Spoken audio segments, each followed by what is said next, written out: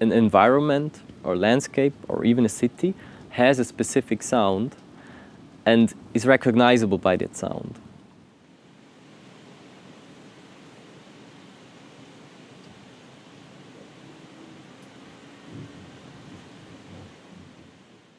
The idea of a soundscape includes basically the word landscape and sound. So it combines the two, and it shows that the landscape is perceived by hearing or by listening.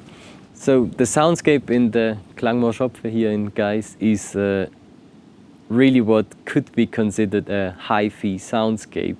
A soundscape where you could hear all the different sounds very clear. A lo-fi soundscape is a noisy city, for example, where you cannot really say what the sounds are, where the sounds are coming from.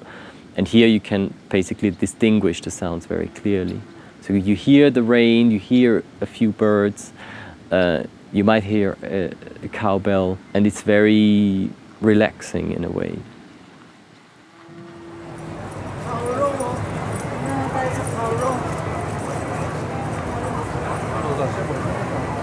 I chose Hong Kong as a place of research mainly because I was really overwhelmed by the sound density. How can people survive in this noise? But I realized that for people who live there, it's basically their daily life. And they sometimes attune to it, they get used to it. So their perception of the soundscape is very different than mine. So that was a bit the main question that is interesting for me. How can people live in this environment? And what does the sounds mean for them? And what does it mean for me?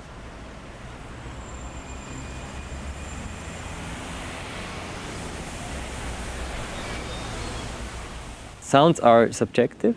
It's something that each of us hears, and each of us kind of hears differently, or at least we don't know how exactly. And each of us has associations with sounds, whether it's music, where emotions might be very positive, or it's noise, which brings anger. Yeah, sound is very emotional. Also because we cannot really close our ears. In my research, I use binaural microphones, I have to add. I have the microphones in my ear, and basically people who listen to the recordings can hear what I heard. So my hearing becomes like a compositional tool.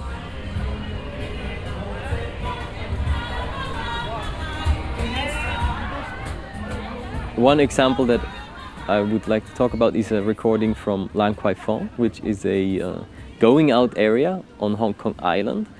So it's an area where a lot of expatriates go, but also a lot of locals. And there is really just a lot of different sounds and music mixed together, which makes it very interesting in one way, because it shows this kind of globalized city where you have a lot of sounds which you could hear in any city probably. And on the other hand, you have this density because the clubs are so close together, because the spaces are small and there's not enough space. So everything is packed together in Hong Kong, that by just walking through this street, you hear so many different sounds, and it's kind of interesting how they melt together.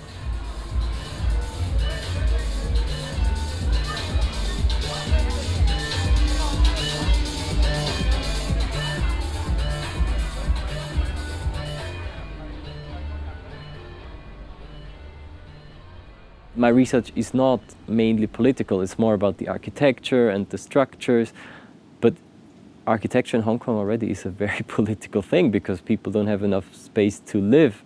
So the politics kind of always tangent your research.